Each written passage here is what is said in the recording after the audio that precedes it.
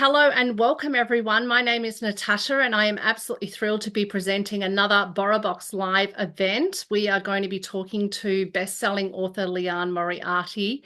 And I know that a lot of you are tuning in from Australia and New Zealand and the UK and Ireland. So good morning and good evening or good afternoon if you're over in WA, and we look forward to talking to you.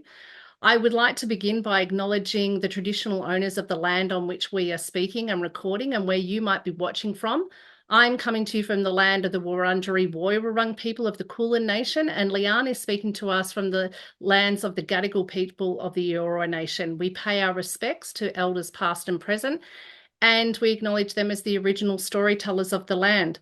Just some quick housekeeping matters. We are going to be having this session for about an hour. For the first half, it'll be myself in conversation with Liane about her work and her book, Here One Moment. And then we're going to turn over to you to submit your questions via the Q&A button at the bottom of your screens. And you can get to ask your questions. We'll try and get through as many as we can. We have a lot of people tuning in for this event. And it would be nice if you can actually say which member you are a library of. Perhaps when you are asking your question, it'd be great to know where you're all tuning in from as well at that time. Letting you know that this webinar is being recorded and it will be on our YouTube channel in about a week or so you can revisit or share with friends who are not able to be with us this evening. Let me introduce our guest. Liane Moriarty is the Australian author of 9 international best-selling novels, which have sold more than 20 million copies worldwide, and that includes 3 million copies across Australia and New Zealand, and has been translated into more than 40 languages. It has been Big Little Lies and Truly Madly Guilty and Apples Never Fall have all debuted at #1 on the New York Times bestseller list. And this is the first time that this has actually happened for an Australian author. In 2021, Apples Never Fall was the best #1 selling title in Australia. And Big Little Lies, 9 Perfect Strangers, and Apples Never Fall have been adapted into successful television series, which many of you might have also watched. And then just this past month, we have seen The Last Anniversary premiering on streaming platforms, which you might also have started to become hooked on. And I perhaps hear that there's a rumor that there's another one about to come onto our screens as well, so we can ask about that later. Liane's latest and 10th novel is Here One Moment, which was recently shortlisted for the Australian Book Industry Awards in the category of Audio Book of the Year. And we at Belinda were very excited to have recorded that. Indeed, we have recorded all of Liane's books, and we have all of those available on the BorrowBox app, which many of you through your library memberships have access to. If you're not familiar with this, BorrowBox is an app that you can download for free, and with your library membership, you can get to read ebooks and listen to audiobooks, including all of Liane's works onto that platform. So I just want to say welcome and congratulations, Liane, on a brilliant book. I have to say it's probably actually my new favourite of yours. Oh, thank you, Natasha. I always want people to say the most recent one is their favorite, so it feels like I'm on an upward trajectory. Upward trajectory. That's right. We're getting better over time. I mean, indeed, you've been writing now for over 20 years. The first book, I think it was 3 Wishes, was 2003. So it's been quite a long career industry. It must be quite satisfying, gratifying to know that you have readers that have been following that along with you. Yes, it's funny, actually. Young people have started to say to me, "Oh, I grew up with your books, seeing my mother read your books," and that I have to say was the strangest feeling, because they seem like grown-ups in the signing line saying that to me. But it makes sense. 20 years. Yeah. Well, they stick with you because I think obviously there's always things that they can find that are relatable, or perhaps a side of life that you're shedding some light on. And indeed, in this story, Here One Moment, do you want to just take us through, for those who perhaps haven't read or listened to the book? It has been out in Australia since September, so a few months now, but there might be some people who are watching that have not actually got to it yet. What was the kind of story premise? So the premise is it's a flight out of Hobart. And I started to say them because whenever I do international interviews, I say Hobart in Tasmania, which is the little island state at the bottom of Australia. But I think most people here know that. Um, and it's a flight from Hobart to Sydney, and there's a long delay. And finally, when it takes off, about 10 minutes before it's due to land, a very ordinary seeming woman stands up and she walks down the center of the plane and she's pointing at each of the passengers and she tells them how and when they're going to die. So she says their age of death and their cause of death. And some people are a little bit nervous. Some people don't take much notice. Some people just think she's crazy. Everybody gets off the plane. Most people try and put it out of their minds until a few months later, the first prediction comes true. And then it's the story of six passengers that follows them and how they deal with their predictions.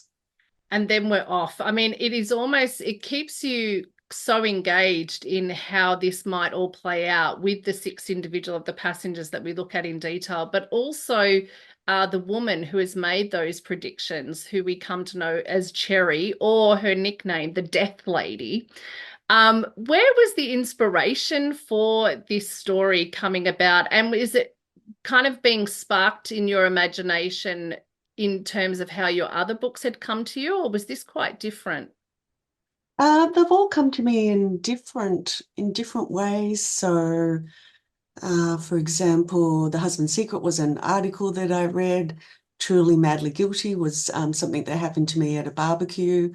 And this one, I was actually on that exact flight that I described, except that it didn't happen that a woman stood up and started predicting deaths. But I was on that exact flight out of Hobart. There was a long delay on the tarmac. And crucial to the story is the fact that I did not have a book. So my thoughts began to wander, and I was thinking about, and when I look back, I always think about the fact that in the years leading up to that flight, a few things had happened. So first of all, my sister was diagnosed with breast cancer. Then I lost my dad. Then we had the pandemic. And then I myself was diagnosed with breast cancer. I'm sorry. Uh, No. yeah, so there's quite a few things. And also, I think just being in my 50s, I think it's a time when you start considering your own mortality. Mhm. I read an article that's described the time between 40 and 60 as Sniper's Alley, because that's the time when you're likely to get a serious diagnosis, which I did. But I'm perfectly fine now. But that's why I think I was thinking about my own mortality, and I was looking about at all the other passengers on the plane, and I was thinking about the fact that obviously we're all going to die one day. So I was looking at different passengers and I was thinking, so will you be the one who makes it to 100? Will you be the one whose life is cut short? And then I was thinking about the fact that, I'd say 100 years down the track, that information would be available. Those facts of how each of us died, somebody would be able to look that up. And for some reason, that sort of blew my mind that there was just no doubt that that would happen unless we discover the secret. Maybe they will. But anyway, I was thinking about the fact that somebody could look it up and see those facts. And that's when I thought, imagine if that information could be shared with us right now. And that's when I imagined the lady. Thank you for sharing that. And it's amazing to me that out of a really difficult time that was happening for you personally and for your family, that then that, occasion of mixing it in with being at the airport and the crime of no book, must I say, that you probably learnt from that now. But out of it comes this amazing story, which deals with obviously death and grief, but also fate and destiny. When you're obviously starting the book, those who have read it will know that it has this really great beginning where we're in the airport with the energy of all of the disgruntled passengers because of the delays. I think you have a really sharp way of just giving us that sense of place and the kind of people who are populating it just through really short sentences. The variety of people are there. And then we kind of zone in. When you're then writing it, are you writing chronologically, or are you writing sort of cherry stories and then each of the passengers that you decided to focus on and then splicing it together? No, I do. I write it as if it's going to be the book. So Wow. I'm going back and forth. Obviously, that doesn't stay exactly the same. So once I've got it there, then I'll shuffle. So then Mm, I'll make chapters longer. But yeah, a lot of people think that I must just write one character's perspective the whole way through, but mm, I don't.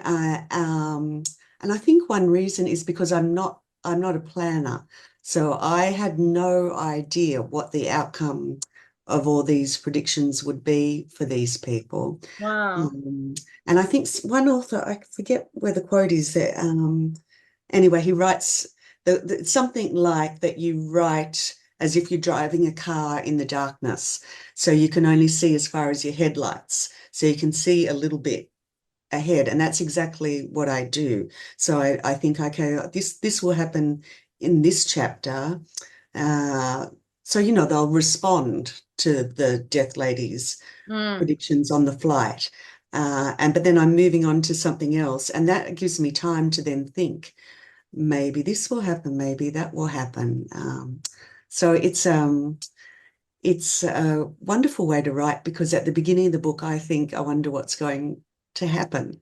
But it's also a scary way to write because every day I sit down and I think, I hope something happens. Exactly. I mean, but I think also we as the readers come in with that element of surprise as well. That doesn't disappear, even though it obviously goes through a number of edits. I kind of felt myself being quite tense at times. There's a character, Ethan, who has been given a prediction that he's going to be, dying of an assault at 30. And we know that he's about to turn 30. And I was so tense every time his chapters came. And of course, then there is other characters who have some earlier life predictions that is going to end for them, like Leo, the workaholic, who's going to have a workplace accident. So you're kind of always sitting on tender hooks as well. So that kind of element of surprise for you actually then translate really well to us as we're reading along because we're not sure what's going to happen. And then the way that all these threads come together. Did you have a favorite character that kind of was pushing forward more in your thoughts and how you were sort of going along with their journey? I guess it was Cherry, so the Death Lady herself, probably because I kept coming back to her.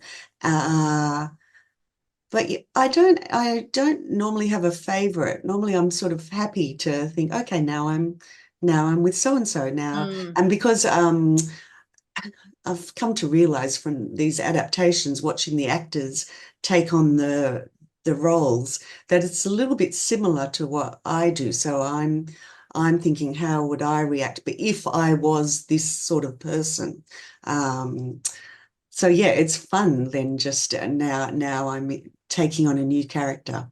mm. I think that I noticed in some of the other books you've had where, like in Three Wishes and Apples Never Fall, you've kind of incorporated a sort of Greek chorus that are these peripheral characters that are making sort of commentary on the main character energy that's going on at the time. In this one, we kind of do have sort of Cherry going right back to when she's a young girl, sort of, growing up with her mother and then through to her senior years. And then you have these six characters that are all grappling in the present and sort of the future months as they've been given their prediction on the plane. Was there something that you find how you wanted to have that be the focus for this book as opposed to the social commentary with the Greek chorus of the others? Uh, to be honest, I don't at the beginning think, so will I have a Greek chorus this time? Um, and I accidentally slip into it, as you say, with Three Wishes and Apples Never Fall and Big Little Lies, of course. Mm. Um, and there are things that I think all authors return to. And some authors say that every book is really the same book, that there's certain things that you're grappling with. And yeah, but I don't think, okay, now this time I'll do it this way. It Mm-hmm. just seemed to happen. I think probably in the beginning, I didn't realize that I would have as much of Cherry's story as I did. But I then became interested in her. And I think I was so keenly interested in all of them. Sometimes that you might have a favorite character and then you get disappointed when you're leaving those chapters and you're thinking, oh, I want to get back to that chapter. But I was actually so invested in each one of these stories and I felt like they were so fully realized. And the dialogue that was going on is so authentic, whether it be Eve and Dom, who are the most sort of mid-20s, newlywed influencer kind of couple, and they're grappling, with quite a serious prediction of what's going to happen to Eve. And then you have quite older characters, sort of at the other spectrum, Sue and Max, who are kind of closer to retirement in their 60s. I really love the way that your dialogue with younger or older generations seems to come across. How do you make that work? Uh, but I feel comfortable with dialogue, so I feel like that's a strength of mine. So I don't feel that I have to force that. So, for example, I'm not good at describing a room or a landscape. I really have to think hard about that. And I sort of get annoyed sometimes that I have to describe what's around me when I just want my characters to talk, because I find that easier. And so to do that, sometimes I write down little phrases that people say. So there are things that, and you always think, I'll remember that. Just little things like somebody recently said, oh, cry me a river. And I thought I must write that down because it's such a funny phrase when you think about it. And you can give that then to a character, and Mm, then that helps the reader, because I do have so many characters in my books, which some readers get annoyed because they can't keep up with them. So I've got to try and make it easier for them, that they immediately think, oh yes, this is so and so. So little speech patterns mm, help that. But yeah, I love dialogue. And sometimes in the editing process, the editor will say, you've got to put some exposition in. And they can't just keep talking. So what are they doing? And I'm thinking, oh yeah, what are they doing? Who cares? I just want to talk about what they're saying. yeah. I mean, I found them so distinct. I mean, obviously, because I'm like, in my 50s, we're Gen Xers, but obviously, hearing the younger characters in their 20s, I found though their sort of speech patterns and the way they were interacting with each other and even sort of their internal monologue was so different as a 25-year-old compared to, myself and how I would speak. So that just came across really well. I know that we spoke offline about how obsessed I am with time travel and obviously fate and destiny and predictions and all those kind of things. So this book was definitely already going to be a favorite of mine, where it asks all those kind of big philosophical fate destiny questions. What did it raise for you while you were writing it, and what were you wanting to achieve with a storyteller by exploring these kind of ideas? Well, firstly, I never set out with something, with a particular message that I want readers to take away. I sometimes answer when people say, well, so what do you want readers to think when they put down the book? And I say, I want them to think, oh, I'd quite like to read another book by this Liane Moriarty. So I really just want to give readers the pleasure Mm, of reading. But having said that, this was a very introspective sort of book. And as I was writing it, I was really thinking about it constantly, all the time, about fate. And I went to see a fortune teller myself, um, and it was just always on my mind. And I can always remember one day, and I was reading about determinism and all that sort of thing. Um, and I was reading about how we live with the fear of death, how we try to put it out of our minds and we try to suppress it by doing, some people argue that capitalism is all about fear of death. Uh, and so I was reading all about that.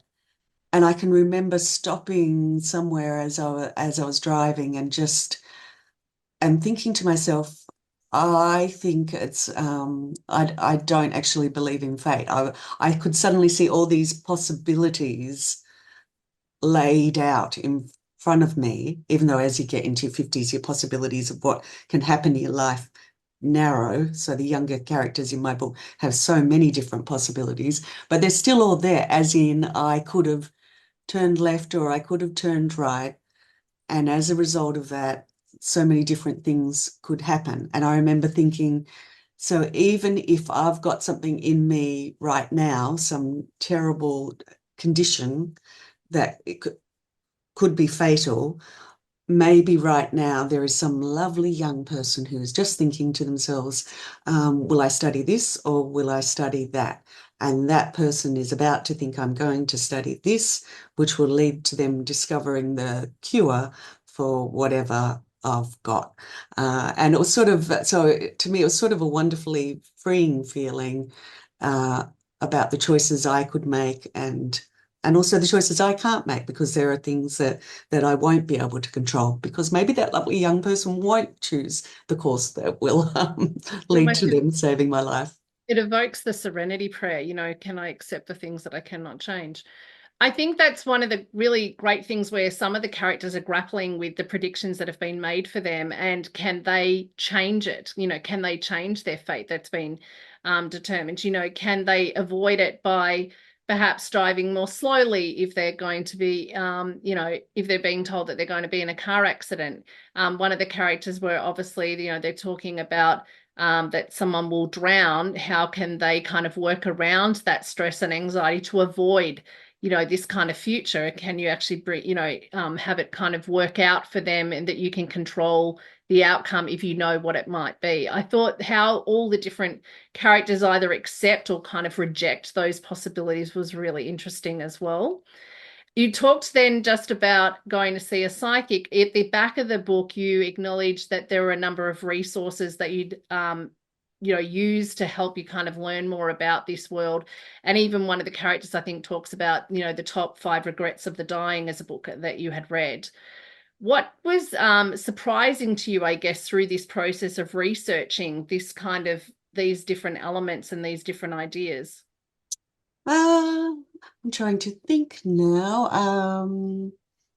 I mean, I loved reading just about the history of fortune telling in Australia or around the world, and how, of course, it was mostly women who were fortune tellers, and how the police had to they had to catch the fortune tellers in the act, and so a lot of fortune tellers then stopped seeing men because all the policemen were men. So Right. until they had female police officers, I think that happened in the UK.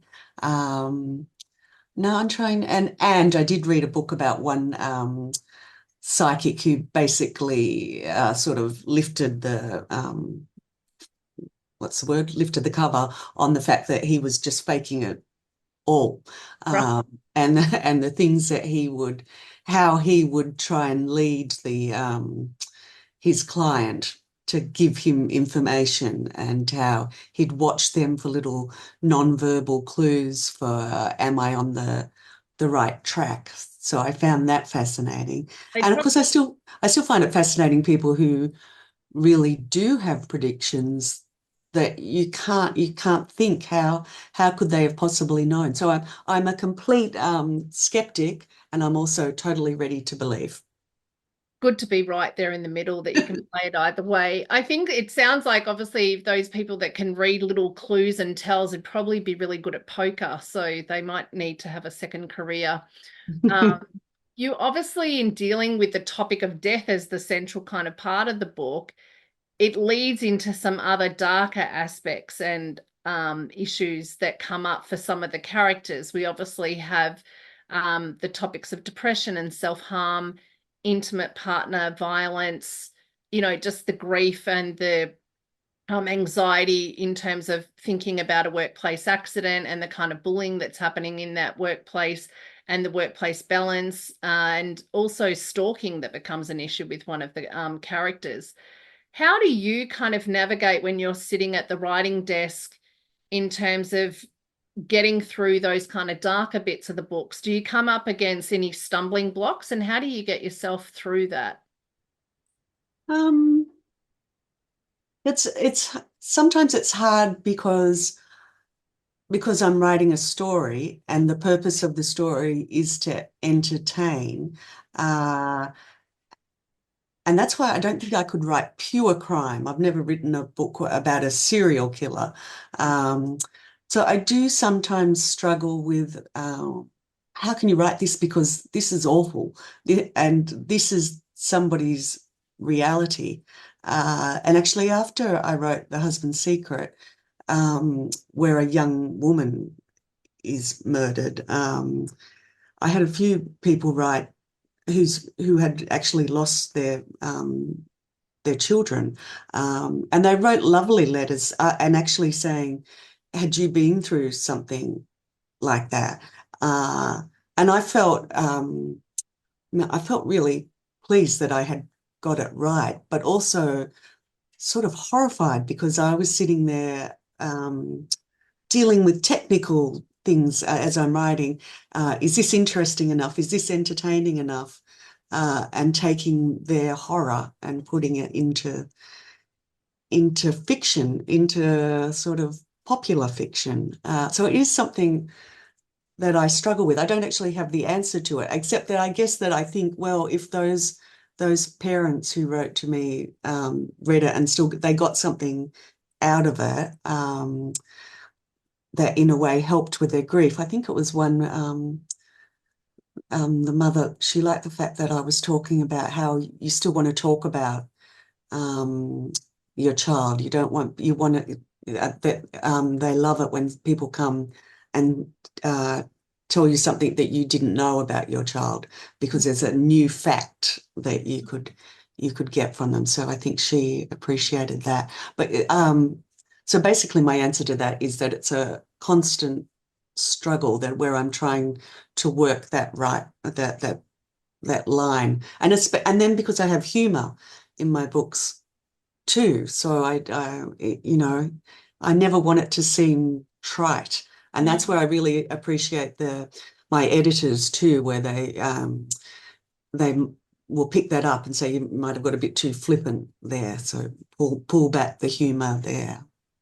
I do find them funny, and there's definitely some funny moments in this book as they're kind of dealing with different people, and also the way that you navigate those issues. And of course, introducing some of those concepts, how someone might come in to actually understand and see something that they maybe haven't realized in themselves, or perhaps a family member or a friend. I think it allows anyone to kind of think about, okay, actually, I've seen these kind of signs and I haven't actually really thought about it. And now I'm actually being aware of it in my wider life, so that the book kind of speaks to people in different ways. You had a number of editors that you've talked about editing, and then you have a number of editors that you thank at the back of the book. What's the trickiest or the best part about working with the editing process? Well, I'm so grateful for the editing process. So there's different aspects to it. So first of all, you have a structural edit where the different editors. So I've got three who are from the US, the UK, and Australia. So if there's one thing that all three say, then I know this is definitely right if all three are saying it. Mm. It's hard in the beginning because you get this letter which says, this is a masterpiece. This is the best book you have ever written. And then it says, and you need to fix this, and this. And then at the end it says, but this is a masterpiece. And they sandwich all the things. And in the beginning, I feel a real sense of resistance, thinking, no, it was perfect, because I try to deliver it perfect. I Yeah. don't want to deliver it as if, okay, it might need work. And then I gradually start to think, and then it's always a better book from the structural edit. The Mm. next level is called the copy edit, and I love that too, especially for me because I'm not a detail person. And that is somebody who goes through and they say things like, this character had blue eyes and now they've got brown eyes, little things like that, or even if you're describing a house and somebody's running through a house. So I have a scene in the book where she runs out through the house and jumps off the back veranda.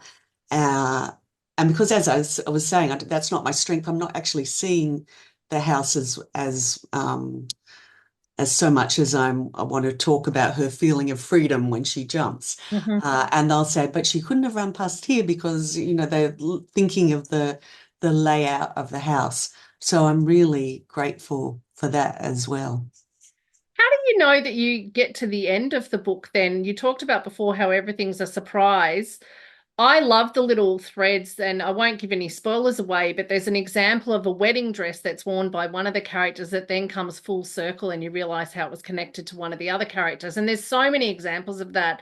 Those little nugget gems that you sort of kept getting full circle by the time you kind of see all the threads come together. I found that really beautiful to read. And the climax in the epilogue, which I think was spot on. How do you know when you've kind of got to that sense of completion and you think, okay, this is how the story is going to end? Is it just because you're just seeing ahead and it feels right? Yes, I think because you're just seeing ahead, by the time I get to sort of two-thirds of the way through the novel, then I'm sort of working out how it's going to end. Mm. So, so you just know. And I think, and I guess you learn too sometimes. It's hard not to, you've got to get the pacing right, as in, see, some people think in Apples Never Fall that my ending was too long, that and maybe I did, that was during lockdown. Maybe I spent too much time on the ending. But on the other hand, you don't want the ending to feel rushed, where all of Yeah. a sudden you're okay, let's wind this up, which I think sometimes you get when you're reading a book. But what you want, the feeling should be that you're sort of climbing up and then whoosh as you're towards the end, but you still want to leave the reader satisfied. So I guess it's an instinct combined with your early readers saying to you, I felt rushed, or I felt you were stretching it out for the sake of it. Yeah, I didn't feel that with this book. I mean, and the epilogue for me punctuates the ending perfectly. It just brings it all together so nicely. I guess, you're talking about instinct, and that's something that's developed over, 20 plus career, going back right to Three Wishes, as we mentioned. Have you found that it gets harder or easier? And is there something about the way your practice routine has changed over the course of those decades? Um, I think I probably learned to know that I will get there, because when you're writing your first book, um, it just seems impossible to think, and it feels audacious to think, I'm going to sit down now and write a book. And I still feel that sort of slight sense of audacity because it's such a huge thing, especially in the beginning, Mm. to write the first paragraph feels almost impossible. But I think I've learned that the only solution is to write your way through. Um, I think I've become more addicted to my phone since in the 20 years. I think, like everybody else, I feel like my focus was better 20 Mm-hmm. years ago. I've really noticed that about myself. It might help because these are quite, I love the way you end the chapters. Like they're quite episodic, but they always end on a kind of intriguing note. To me, it's almost like the old Charles Dickens. He wrote that as a serial, and you kind of, he wanted people to keep coming back to buy the next chapter as he was selling them because it wasn't produced as one book. So it keeps you invested in that character to want to come back to that story when you eventually come back, but you offshoot to it someone else. So I think it actually works. Maybe the lack of focus is actually working for you with this sort of stuff. Excuse me. Maybe you're right, because I think we're all dealing with that, and maybe that makes me a writer of commercial fiction as opposed to a literary fiction that yeah, the short attention span, which I probably actually also when my children were little, I used to have a babysitter who would come for 3 hours at a time. So I would write in short verse. Mm-hmm. So again, I think exactly as you say that I was like, get that episode Mm. done Yeah. because now there's no more work to be done for the day. How did it feel to revisit The Last Anniversary? You wrote that in 2005, and now it's just come to our screens. I've watched the first episode. I think it's going to be amazing. And I recently reread the book because I wanted to make sure that it was back into my head before I watched the TV series. How is that for you, seeing it come onto the screen? And this one, interestingly, is set in Australia. The others that have sort of changed location from a book that you wrote so long ago. Well, in one way, it helped because I feel a little bit detached from it because it feels like it was written such a long time ago. Mm. But I love the fact that it was filmed in exactly where I imagined it. So to see the beautiful Hawkesbury River, and I think people are going to love the footage that they've shown. Is just gorgeous. Mm. Uh, but it was a strange feeling when I pick up the book to and flick through and see things, because it's a different way of thinking because I was so much younger, Mm. and I was single when I was writing it, and so it's more of that's the main character's main focus.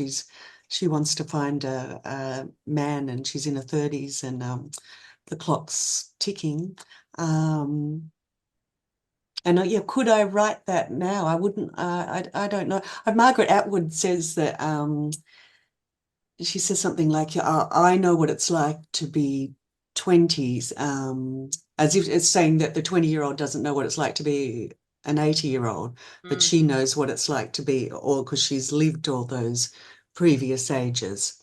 But what I find interesting is that I know what it was like to be 30 back then, but I don't really know what it's like to be 30 now. No. And everything's so different. So but I still write about 30-year-olds, and I was so grateful that you said that you felt I got into their Yeah. mindsets. But I don't think it's really a matter. I sort of disagree with Margaret. How dare I disagree with Margaret Atwood? Okay. Um, and obviously you've seen a lot of your books come to the screen. Do you have sort of you obviously have been really hands off. You haven't actually involved yourself in that screenwriting process deliberately and kind of sitting more to to the side, as it were, as an executive producer. Are there moments that you see things on screen and you kind of, they become a favorite moment for you that you hold separate to the book, or something that you wrote in the scene and you know how you felt when you wrote it and you see it get visually come to life? uh, yes, so there are. I'm trying to think of some examples now. The house in The Last Anniversary. I Mm, loved seeing that house. The house yeah, is beautiful. beautiful. Oh, I love seeing. So there's some memes of Reese Witherspoon as Madeline from Big Little Lies saying, I tend to my grudges like little pets, or the line's better. It's my line, but it was better. But I feel really proud of seeing that. So Yeah. I loved seeing the little memes where it's an actual sentence that they've taken from the book. I know I loved yeah, that was a real career highlight was seeing, although I did write, so the one exception from me being just a interested bystander was that for season 2 of Big Little Lies, I did write treatment or sort of a novella. So I wrote 50,000 words, which were never published. But seeing Meryl Streep screaming at the table, so to see her, which was what I'd written that scene, Mm, that was really special. iconic. I Mm. almost want that like a DVD extra, but for a book, if we could get those 50. Yeah, yes. The only thing I feel like that's left is for your books to be adapted into a stage play, but that might be for a future time. I can't imagine them as I know the Dictionary of Lost Words, which I Mm, loved, and I saw that as beautiful a stage production. play and Yes. loved it. But I don't know. Someone out there is thinking it right now, as we talked about before, that's someone we don't know. That so there might be their fate or their destiny. Yes. Might hand over to some questions now. There are so many people that have got questions from you for you. Janice from Connected Libraries in Melbourne. She's mentioned your novel, What Alice Forgot, is one of my favorite books of yours. It's so clever. And it was in development for a movie or series, but I've not heard any more information about it. Can you speak about this? Yes, so what Alice Forgot, I think, was the very first of my books to ever be optioned. And I can remember actually speaking on the phone to a producer and being so excited. But my little boy, who was a toddler, and at the time, and we were at Jimbaroo, and the parachute, because I can remember Oh, you saying, do, yeah. yeah, I've got to go because it's the parachute time, and he loves the parachute. That was his favorite part. And now he's a big 17-year-old. So that's how long it's been in development. Mm, And so I've been very lucky that I've actually had some books finally make it to the screen, because I think what's happened with What Alice Forgot is what is more the normal process, that they get handed on to different producers, people leave, companies buy each other out. It's still with somebody. I still hope that it will happen one day. I'd love to see that the big lemon meringue pie on screen. So I'm still hopeful. Jennifer Aniston was attached to that for a while, but yep, she's no longer mm. attached to it. And obviously, lemon meringue pie's there, and Monte Carlos with this here one moment. I mean, Monte Carlos are my favorite Arnott's biscuit, so I was loving that moment there. Um, Liane Bron from Holdfast Bay in Glenelg, South Australia. As a younger person, what did you dream of when you grew up? Oh, well, I dreamed of being a writer when I was a little girl. I can remember having to write something about what I wanted to be when I grow up. And I remember thinking to myself, I will say I want to be a school teacher, as so to make the teacher feel good. But then I put a little asterisk, and right down the bottom I wrote in tiny writing, not really, really, I want to be a famous writer one day. So I don't know, it's so weird that I did that, because why, if I was trying to impress the teacher, did I add the asterisk? You're Um, obviously a kind person that didn't want to hurt their feelings. As an ex-teacher, that would be a very nice thing to hear. Um, I've got Pippa. Do you always approach the start of a new novel in the same way, and do other ideas maintain a respectful distance? Um, Pippa is from Burundara Library, which is also in Victoria. yes, they do. Once the idea has taken hold, then I'm not one of those people who gets distracted by other things. My sister, who's the author, Jacqueline Moriarty, she often writes two projects at the same time, and she loves doing that. But I find no, I just stick with the one. Mm. And the process is always I always buy a very fancy hardbound book, and I write a few notes in that. And there's really no point in buying that book, because in the end, I need to just be on this computer right here and start writing. And it's probably because, again, my sister Jackie, she goes to cafes, and she does it all. She plans it Longhand. all out. Oh no, not so much. No, but she does a Oh, lot of planning and she has colored highlighters, and she puts together the plan that way. Then she does it on the laptop. And I think that's why I buy the book each time, as if I'm going to do that. But I can't, because I'm not a planner. I can't do it. I need to start writing that first chapter. So eventually I just think, okay, here we go, write that first chapter. And you're away. Bella from Port Phillip Library in Victoria, how much does plotting will you do beforehand, or perhaps, and I know you've said you're more, a pantser, but are you doing any kind of plotting before you actually start writing the sentences? Uh, Not much at Mm. all. So all the plotting's being done as I'm writing, where, as I said, I'm thinking maybe this will happen, maybe that will happen. And it does mean, so I don't want to give the impression that I'm plotting as I go and it's all just falling perfectly into place. So it doesn't work like that. So there, There's it lots of means delete button going on. lots of deletes and a separate document called things I need to fix. Because once I've worked out what's going to happen, it means that therefore I'm going to have to foreshadow it or put a red herring in here. Or I can always remember with Apples Never Fall, it became important that the character of Stan Delaney, that he didn't own a mobile phone. And when I realized that, I remembered that in the very first chapter, he's sitting there in bed and he's scrolling on his phone. So I remember on things I need to fix was take his phone off him. Mm. Um, so no, it's all the plotting's happening. There are certain things. So for example, I knew with the husband's secret where the wife finds a letter addressed to her to be opened in the event of her husband's death. And it takes a while for her to open the envelope. I knew what was in that. I knew the secret, but I Mhm. didn't know what the ramifications of her discovering it would be. Mm.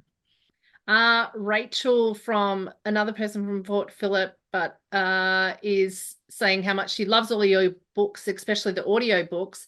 Her favorite is Apples Never Fall. And I'm curious if you play tennis or are into any other sport. I play social tennis, um, and no, I'm not very good. And really, it was funny with Apples Never Fall because what I was interested in with that book was uh, seeing your parents' marriage as adults, and thinking, could it be possible that my father would be capable of killing my mother? Mm. Um, but then I was thinking I'd like this family to have a family business just so that I keep them all together. Because it's annoying when your characters have to go off to work because it's just from a logistical point of view, they're off at work now. How dare they? So that's when I decided, and I was actually having a tennis lesson at the time because I was trying to keep up with my son who got very good at tennis, and I never did manage to keep up with him. And then I was thinking, okay, why don't I make it a tennis school? And then it was funny because tennis then I was thinking, well, I guess if they run a tennis school, they're really into tennis. So now I'm going to have to, tennis then came to drive the story. So it's funny the way that came about. Christine says that she loved Here One Moment, but her favorite is What Alice Forgot, and she's read it 5 or 6 times. She found the characters relatable and the experience very raw and real. She wanted to know, do you ever base your characters on real people that you know? I never take a entire personality, but I do sometimes take, especially when I'm developing characters in the beginning, I might write. I can always remember with Big Little Lies, I was trying to create the character of Madeline, and I wrote perpetually outraged like so and so, and a shimmery sort of person like so and so. And so I had those two attributes, but then she became her own person. So in Mm, the end, she was actually nothing like either of those two people. But yeah, it's useful to take one particular aspect of somebody. mm. Greetings from Siobhan in Dublin, Ireland. She really, really loved this book. She's giving it 12 out of 10. And there's a line that really stuck with her. You cannot project manage grief. And I think it's very pertinent to the times we live in, and I wondered how it came to you. Um, I think in that case, I was just thinking of Cherry and the sort of person she was. And so, yeah, without giving too much of away, that she's dealing with grief. And I think once you've been through grief and then it happens again, then you're thinking, could I can't just leap over it. And I think sometimes there's a desire to do that because you know how hard it's going to be. And I just thought that that's what Cherry would think, as if I could be logical about my these great these feelings that I have. Uh, Mm. yeah, but thank you, Siobhan. Sarita, a great question. She's from Bathurst Library in New South Wales. She's a really big fan of your literary talent, so I think she's commenting on what you said before. My question is, if you could step into the world of one of your novels and live there for a short time, which book would you choose? I love that question. That's You've got a so very, many to choose. You've got 10. Gosh, where would you? Well, very you play interesting. tennis, so Let me. Well, I really loved the last anniversary, the setting of the. I'd like to go to Scribbly Gum mm, Island, yes, and even though it's been brought wonderfully to life in the series, I'd like to go to my Scribbly Gum Island that I see. I wrote three children's books which didn't do as well as my adult books, but they go into outer space. And so I'd quite like to see some of the planets that I created for the Space Brigade. nice. You might have to do it one about set about an astronaut or something, so you could live out and do some research in the space station or something. Um, Rachel asks, when you are writing Here One Moment, did you have actors in your mind as you're developing the characters as a sort of preempt for a possible TV adaptation, or are they solely you don't have actors in your head? No, the only time I've ever done that was when I wrote that unpublished treatment and I wrote the role for Meryl Streep and I called her Mary Louise because that was Meryl Streep's Real. real name. So that Mm, was the only time. No, and I don't want to. I think it would be a mistake if I'm writing it as with the adaptation in mind. It's mm. all in my head, and Yeah. then every reader has their own completely different. They take it and it's things from their life. So every reader, I think, sees it slightly differently too. Mm, mm. Yeah, I agree. Natalie, she says, do you think there's anything from your childhood that created such a great family of writers? And how competitive is your family when it comes to writing? Well, we tell as part of our origin story that our father used to commission us to but first of all, he discovered that we liked writing stories. And his philosophy was always do what you love and the money will follow. So when he found out that we enjoyed stories, he commissioned us to write stories for him. Um, and I think that was something that really validated writing um, as a potential career. Um, but having said that, I had really stopped. I wrote a lot of first chapters that didn't go anywhere, but I'd really given up on the idea until my sister Jackie was published first. So it was sibling rivalry that really inspired me to write my first novel. And then my youngest sister Nicola wrote too. And I think that's the case in every sort of circle. There's a ripple effect because it feels like um, it feels like ordinary people can't become published writers until you see somebody in your immediate circle do it. So I've had friends who since then have become published authors. So I think that's part of it. And in answer to the competitiveness, we're very competitive about family anecdotes. Um, and sort of our family history. And I did give a lot of my mother's childhood to Cherry in this book. So my sisters are probably not very happy about that. So because once one of us takes it, then it's off the Yeah, off table. the table. As long as there's healthy inspiration and not any kind of, things that are going to go really dark for the right. That's okay. Helen is from Kingston Libraries in Melbourne, and she said, with the audiobooks, do you get a say in the narrator? It's probably good for us to talk about that. Yeah, only I started to hear from people many years ago how much they loved Caroline Lee. Mm. So I guess my only say has been please keep Caroline because people are constantly telling me how much they love her. Mm. But then I did think it would be wonderful to have because of the structure of this book and the going back and forth, I thought it would be a good idea to have two narrators, one for Caroline and one for the other characters. Mm. And that worked out so beautifully for Here One Moment. I think that was a great decision. Geraldine Hakewell, that a lot of people might know as an Australian actress as well. And I thought it was a really smart decision to have her kind of be the narrator for the passengers and to have Caroline Lee as the narrator for Cherry, because it allowed you to distinguish those two kind of story threads that are happening. Mm. Caroline Lee, obviously, I'd mentioned to you that I've seen her a number of times on stage in Melbourne. She's such a brilliant and versatile actress. Is audiobook something that you listen to, or are you kind of more a print reader, or are you listening to podcasts or audiobooks is your jam?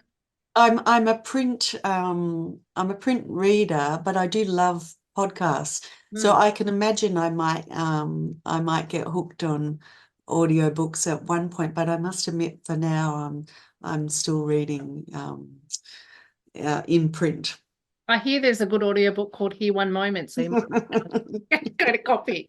Um, Talking about obviously the audiobooks that Belinda produces, and we've had Caroline, like you said, do all of the 10 of those, and then Geraldine helping with this to co-narrate this last book.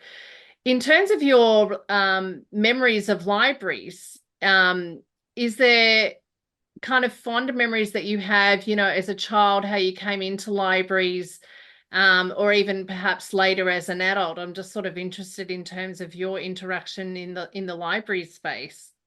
Yeah, I can actually remember the exact position in my local library growing up where all the Mary Poppins books were. I can still see the covers of those books. So that's a very special memory.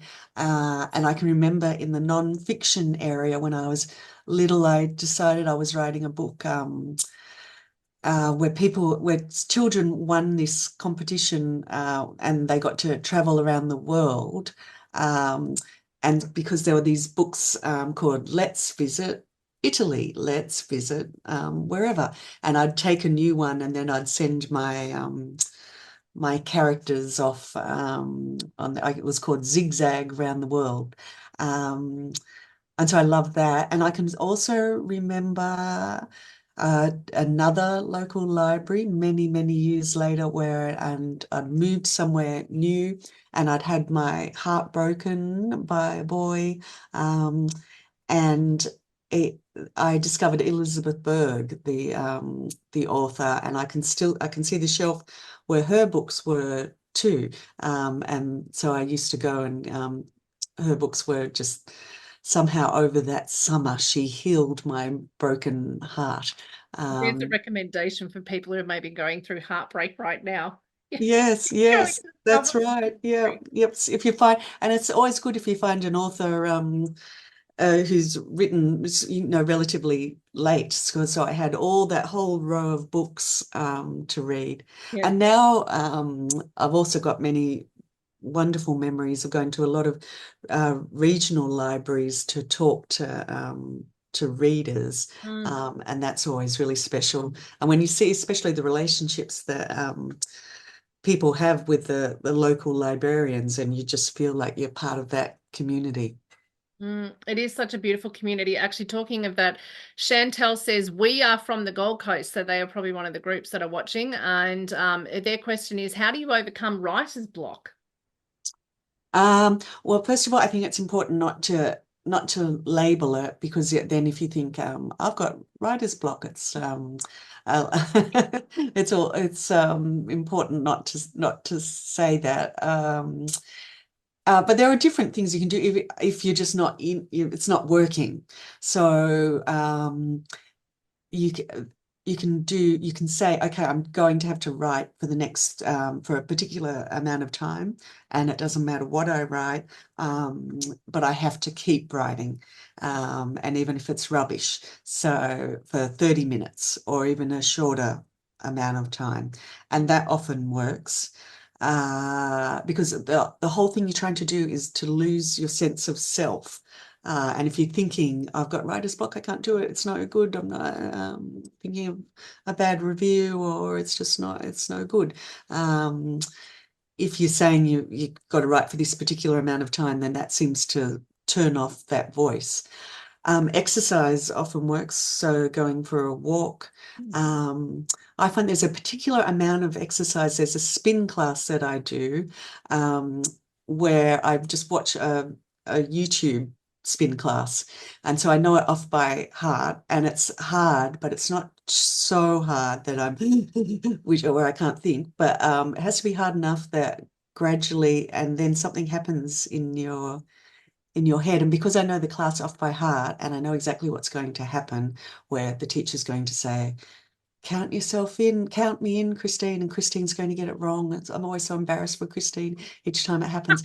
Something, something about watching doing this same thing, and doing obviously the endorphins. Mm. Oh, I'm getting to some particular level of heart rate.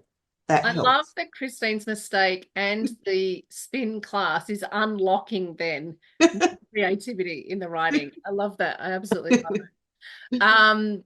Lane from Kerrang in country Victoria, you're just talking about regional libraries before, asks, how long does it take for the idea that you might have had, say, on the plane in the pre-COVID to go to then when it gets onto the shelf, typically? I think that it must take at least 2 years for me.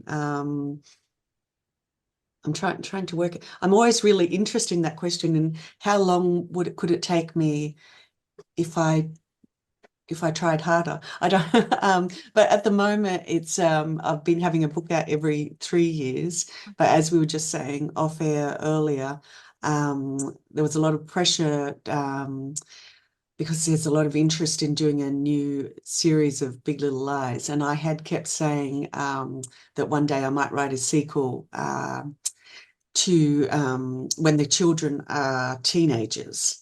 And so I did say I could write it. And I think I said I might be able to write it in 6 months, and I could not do it. So it seems that I need to have at least a year to write it. And then there's the editing process, and then the cover and all that. So for me, I think it's 2 years. But I know other authors can do it much quicker. Mm. You can only do what is working for you, and I'd say 20 million books, you're doing okay. Um, Anne is actually saying we look forward to seeing that book come into the bookshop soon. So, hang tight, I would say, for there, Anne. Catherine from, I hope I'm saying this correctly, Bulchi School Community Library in South Australia. Are there moments where you consciously decide to delve into research about a specific aspect? Um, And does that sort of stop, where you're writing and then you go off and research and come back? I tend to research as I go, and I Mhm. research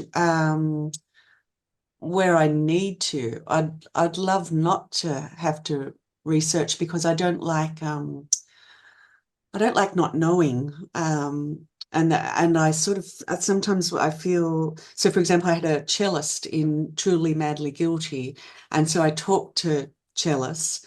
But when I was talking to them, I'd feel this real desire. I want to have lived your whole life. I want to get into your head, because sometimes it's really hard to pull out the information that you want because you don't know what you don't know. Mm. Um, but then the wonderful thing is, if especially if you get somebody who's a chatty person, and this is what happened with the cellists, the research then drives the story. So I can remember this cellist talking about how much she hated auditions, and the horror of her. And she was saying, I never want to audition again. And so that's then I gave that her hatred of auditions to Clementine in the book. Yeah, it's probably what helps make it so authentic then is because you take that time to sort of step out and then learn about it.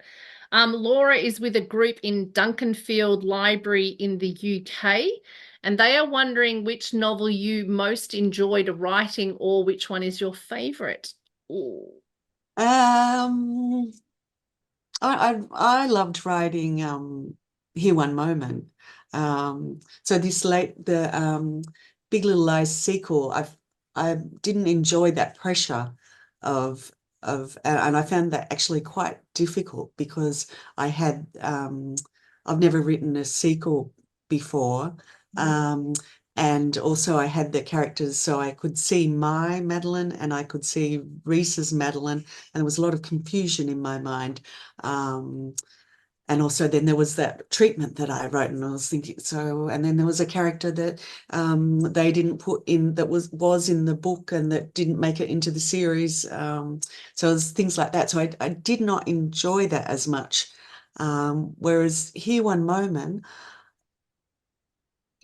probably so there was Three Wishes, my very first novel. Mm. That was exhilarating because I was thinking I'm finally doing it. And so the feeling that I got was one of relief that I'm actually doing it and it looks like I'm going to finish it. I couldn't. So I don't know if the parents of those triplets felt exhilarated. Yes, yes, they did. Probably not. Um, so there was that, but Here One Moment, I think, which is probably my most sentimental book. Mm. I actually really loved writing this book. Mm.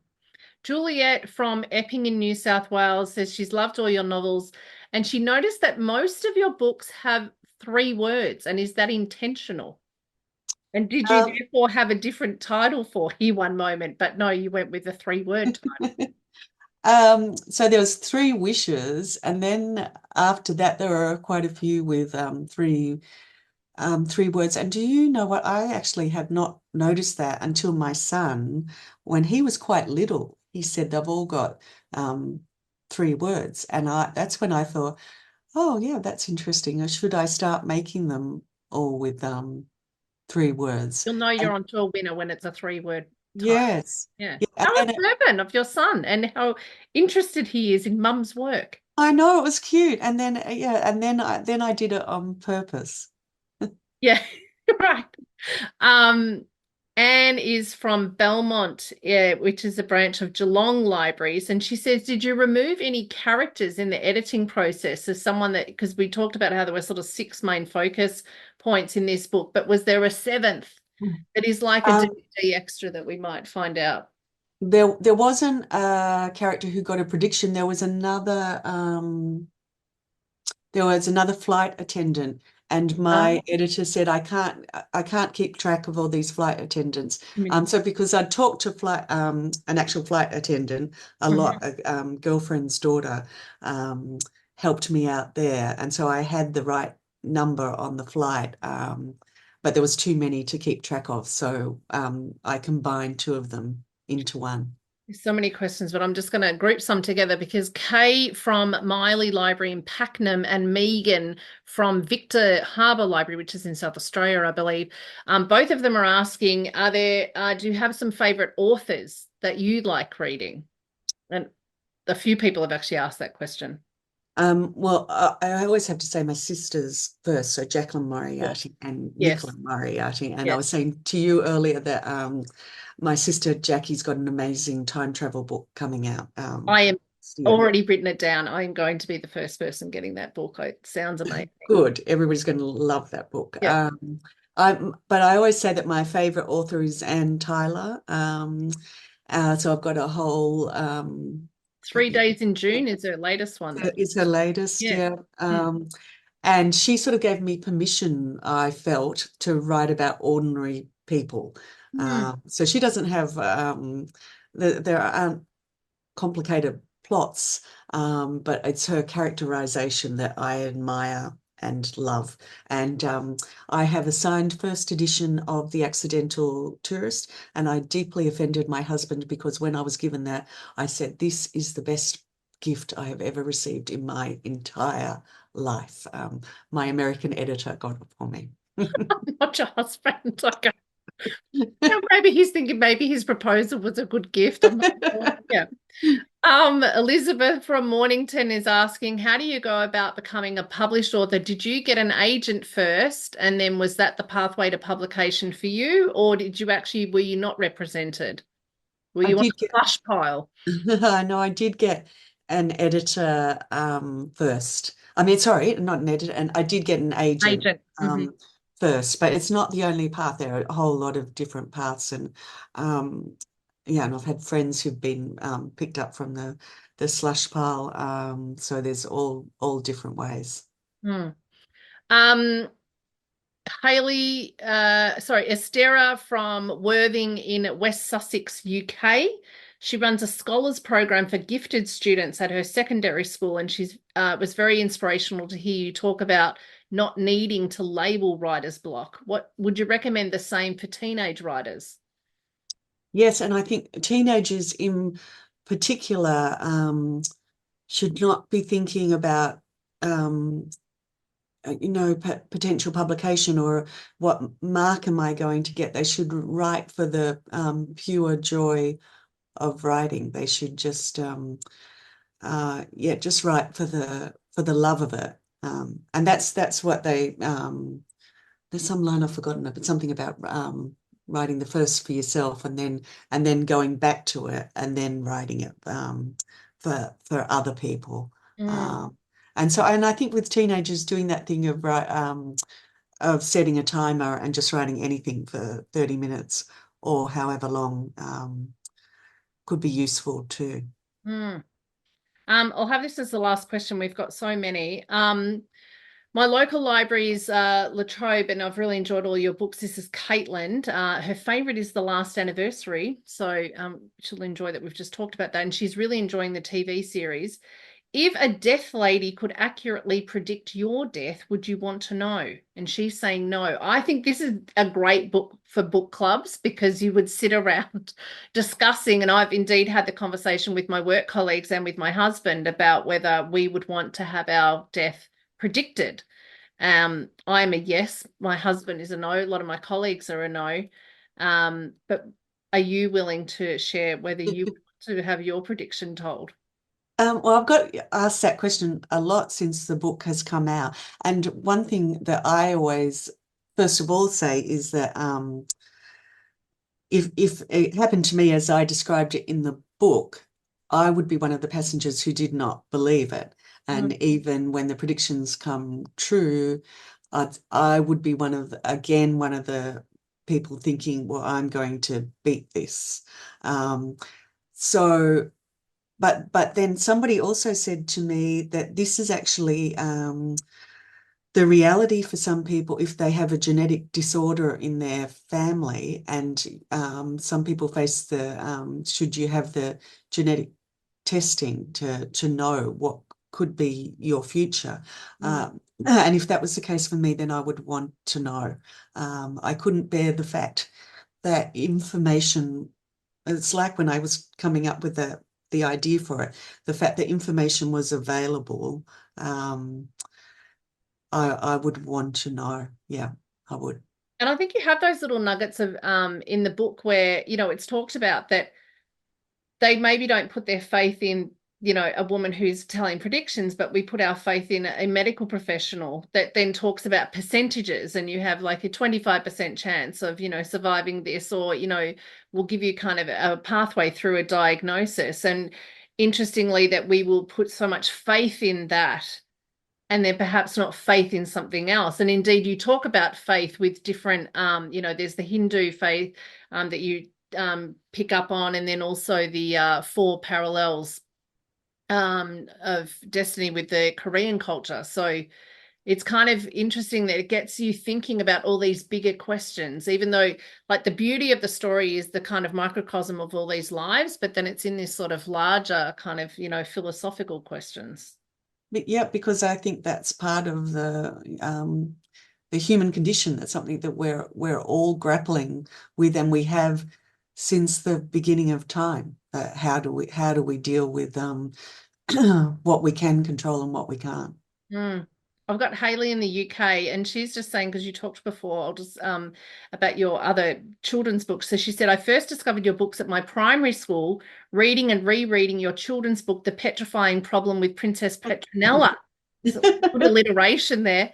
So I could practically recite it, and as an adult now, your books still have me enthralled without fail. So thank you for inspiring not only my love of reading, but also my curiosity about people. Oh, that's amazing. That's incredible to me that somebody went from my children's books, which, as I say, They're growing with you. yes, yeah, and that they're growing up. Yeah. Yeah, that's lovely. I'm going to finish with a hot seat challenge. This is going to be rapid fire questions. Hmm. You're willing to undertake this. Hmm. Um, I'm scared, but there you go. Like on the tension. Like how we feel when we're reading your books. Is he going to get through it? Is he not? Honestly, my heart, the palpitations with Ethan, honestly, had me on edge. good. Seriously. Okay. So, hot seat challenge. Morning person or night owl? Night owl. What is your bucket list travel destination? Antarctica. Oh my God, that's the same as mine. Oh my Mm. God, I'm really excited right now. Listen to music or silence when you write.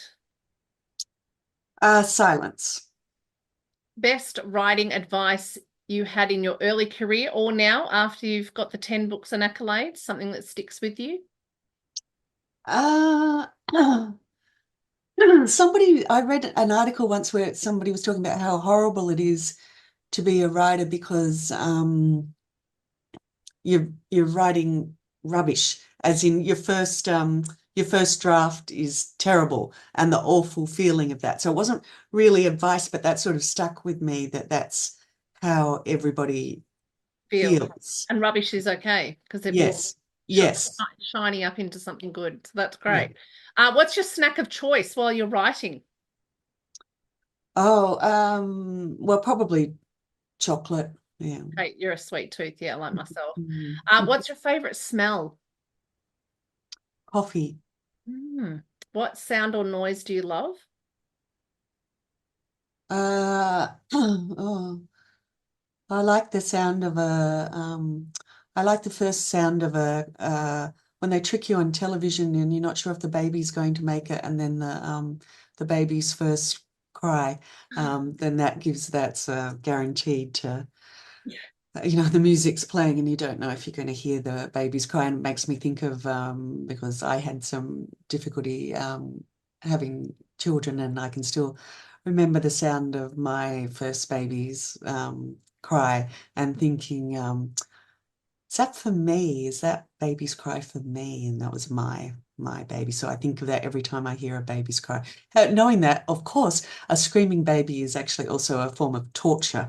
Something else, but it Yeah. started beautiful, and thank you for sharing that. What's this? Well, I was going to say, what sound or noise do you hate? It probably is a screaming. Yes, because it's terrible. It's at the same time, yeah. So it still brings back the memories of a screaming baby in the middle of night. What's your favorite drink while writing? And do you have a different kind of drink afterwards?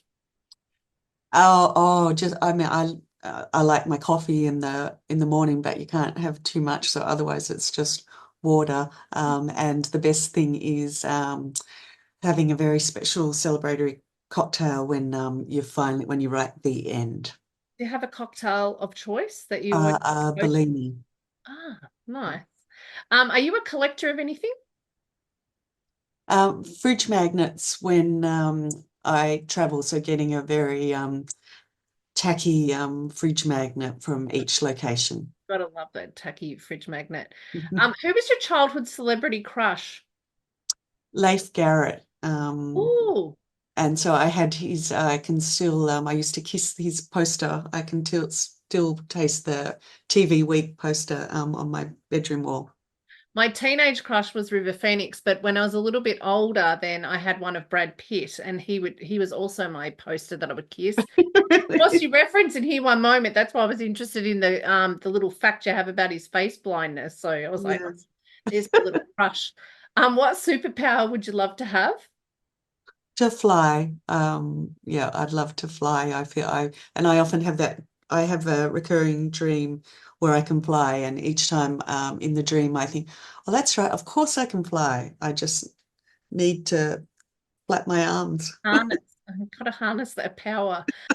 What skill do you have that might surprise us? Uh, oh, I don't know that I have any particularly surprising. Some friends I remember one friend who seemed amazed that I could ski. I don't, but I found that I was sort of insulted. Why was that so surprising? That do I seem so unathletic? She thought I couldn't ski. I Doesn't don't. she know you do the spin class and that you can recite that whole spin class? You know that. I get things on the table fast. I'm quick when it comes to getting things. That's what the family say. Yeah, Quick, quick, right. quick. Get it on the table. People on the plane are freaked out by the predictions, but what freaks you out? Are you scared of like spiders or Not scared of spiders. I'll think of what I'm scared. I'm not scared of heights.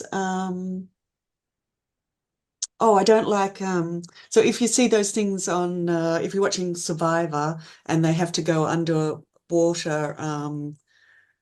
that's just that. No, no, hmm, anything. Oh, so anything, yeah, where you can't get out sort of going buried? under. Yeah. So I guess a little bit claustrophobic, but particularly in regard to water. Mm-hmm. Um, your favorite book as a child? Probably The Magic Faraway Tree by Enid Blyton. Yeah, beautiful. What's the first person you show your completed first draft to? My sister Jackie. Sometimes both sisters, but she's Jackie really Over, your other sister. well. Jackie's um, she's so good to both of us that she reads it really fast for you, which is what you want. Yes. And I try to return the favor for her, but she's amazing in that it's so generous to drop everything and read it for you because all you want is somebody to say, yes, it's good quickly. Yeah, that's really beautiful. Um, and my last one was going to be, would you want to know the cause and year of your death? But we've Yeah, already covered that, so that's yeah. fine. Um, I just want to say thank you to everyone that's been listening. I hope you've enjoyed our conversation. I can't believe how far the time has flown, and I want to thank you for your generosity of your time, Liane. I also just want to say thank you to my colleague Bridget, who's been doing all the tech behind the scenes, to Tracy Cheetham at Macmillan, who I know works very closely with you. And of course, all of you at the libraries and the borrowers that have support BorrowBox and keen for our events. We are going to be having a lot more events this year, so make sure to stay in touch with your library. We've got Graham McRae Burnett, a Scottish author, next month. In June, we then have T.M. Logan, and then in July we have Dervla McTiernan, and later in the year we'll have Kate Atkinson. So it has been an absolute thrill, Liane. Great names there, Kate I know. Atkinson, Dervla. Oh my There's so goodness. many good books, for so little time, but I will be making time to read all of these. But really, I just want to thank you for your generosity of your time and just your spirit in answering all these questions and having a conversation with us about your writing. I've just found it absolutely fascinating. Oh, thank you, Natasha. No, it was great fun. It was my pleasure. And thank you to everybody who Yep. was here. Beautiful. And thank you for all your questions. And just a reminder that this will be on our YouTube channel in about a week or two. And if you want to be borrowing any of these books, make sure you download the BorrowBox app, and you can get all of these on audiobook or ebook or to listen to. And as we've discussed, that these ones were narrated exclusively for BorrowBox with Caroline Lee and Geraldine Hapewell. So good morning, good evening, good afternoon, wherever you are around, because we've had people from all over. And I just want to say thank you to all of you and good night. Thank you, everyone.